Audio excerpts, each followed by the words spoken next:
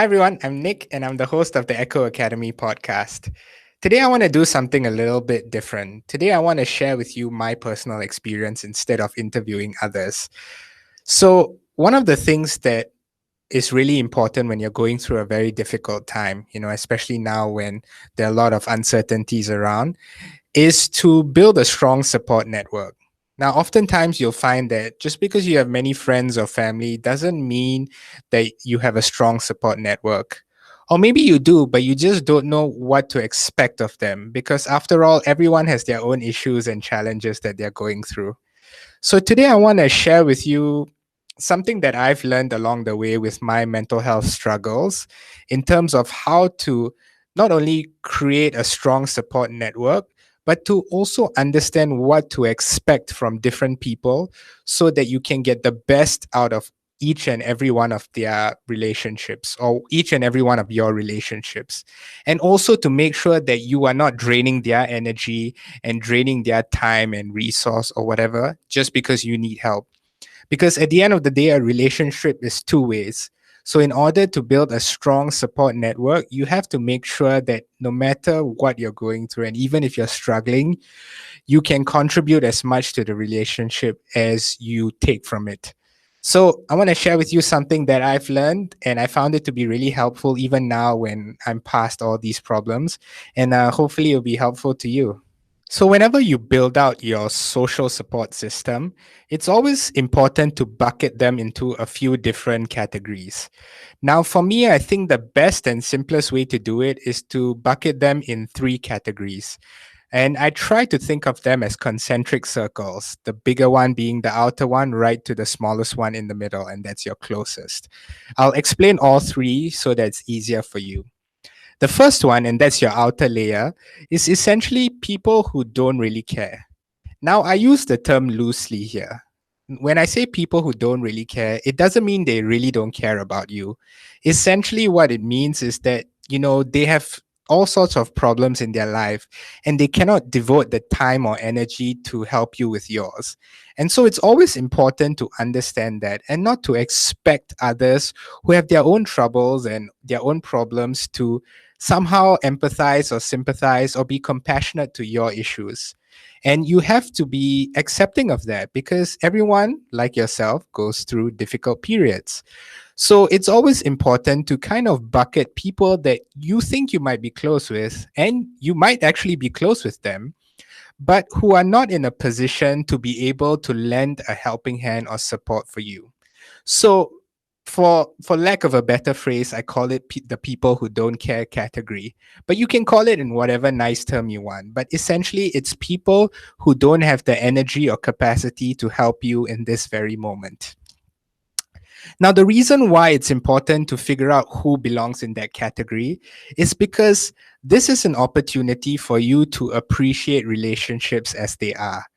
Oftentimes, you'll find that these people can actually be good friends or companions, but you don't want to cause a friction in the relationship because you're expecting things from them that they are not ready or willing to give. When you're going through a difficult time and you're asking for people's time and energy, and if they are not in a position to offer that, you might see a lot of friction and animosity in that relationship because the other party will be thinking, why are you asking anything of me? I'm just not ready to give you. Now, please go away. And then you might take it the wrong way and assume like this person doesn't care, whereas that person might just not be in the right headspace. So it's always important to bucket the people that you care about in that bucket who are just not ready to, or not ready or not in the position to help you, so that you don't create that unnecessary friction. Because when all your troubles go away, at least you know they'll still be there and you are in a good relationship with them to continue your relationship. So try not to think of it or take it too personally. Sometimes people like yourself are just not in a position to help, and do not expect it of them. They have their own challenges in life and they have to go about it in the only way they know how. The next concentric circle are people who care about you but who don't know how to help. Now, there's a very important distinction here, and I want to use myself as an example. Now, I remember when I was going through my clinical depression phase, I think one of the things that I had to learn the hard way was assuming that people who cared about me also knew how to help. But that wasn't really the case. People who care about you cannot understand things that they've either never experienced before or who have never even understood the concept before. So even if you're going through, a bad business situation, having lost your job, or maybe like me went through clinical depression, when someone else cares about you, it doesn't necessarily mean they can understand. Now it's important to know the distinction, because that doesn't mean they don't care. They can offer you a listening ear. They can, offer you their time, maybe even just take you out, take your mind off things. But that doesn't mean they have the right advice, or well, advice essentially, that they can share with you, because they don't know what's going on. And it's important for you not to expect that of them as well. Because at the end of the day, sometimes the most important and valuable thing someone can offer you is a listening ear. So and the reason why I wanted to bring this part up, especially, is because you'll find that most of the people who care about you will fall in this category. Because sometimes it's very hard to understand or relate to a problem that you've never experienced before. You can only really sympathize, and maybe if you're lucky, empathize, or have them empathize with that. But at the same time, to expect them to offer you some sort of solution or advice is not the right way to approach it. So you shouldn't be wondering, like, why is this person not giving me a solution to my problems? I thought we were close. But it's important to understand that just because you're close doesn't mean that this person has the solution that you know can help you with your problem. So understand who's in that category, and understand that these people can offer you anything other than, advice or a solution. They can offer you a listening ear, a chance to forget about your problems, and even just someone to make sure to to help remind you that you're not alone in this world, no matter what you're going through. So that's the second concentric circle. The third one, which is the smallest one and right in the middle, well, probably you might have guessed it already, is people who care about you and people who know how to help. Now, these people will be very few and far between. So when you have them, protect them at all cost, because these people will really bring you through the thick and thin of life. And I think I am super grateful for all of those people who belong to that category, because it's a very rare field, because not many people can understand what you're going through. And then on top of that, know how to help.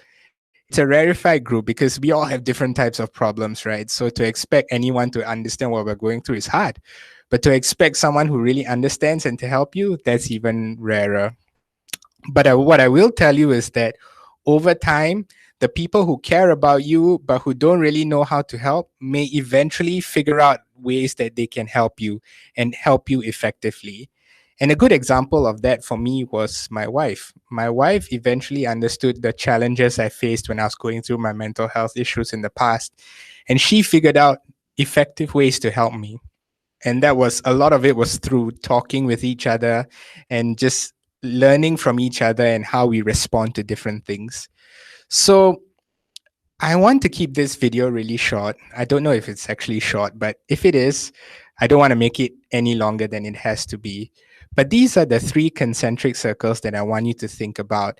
And I want you to bucket your friends and family in this, so that you know what type of support people can offer you when you're going through a difficult period. Life is not always easy, but it's always a lot easier when you have people around you who can help you go through whatever challenges that you face. So I hope this helps. If you have any questions about this in particular, I'm more than happy to help. Just write them in the comments below, and I'll try to answer them in another video or directly through the comments itself. And look out for future videos that are related to this topic on, building a social support system. I hope you enjoy it. As usual, my name is Nick. And if you like this type of content, do check out our podcast as well. I'll put it in the links somewhere in the descriptions. The podcast is essentially about people where I interview people, who have subject matter expertise in tools and strategies that help you make life a little bit better, be it at the workplace or in general. So I hope you enjoy it, and I'll see you in the next video. Bye bye.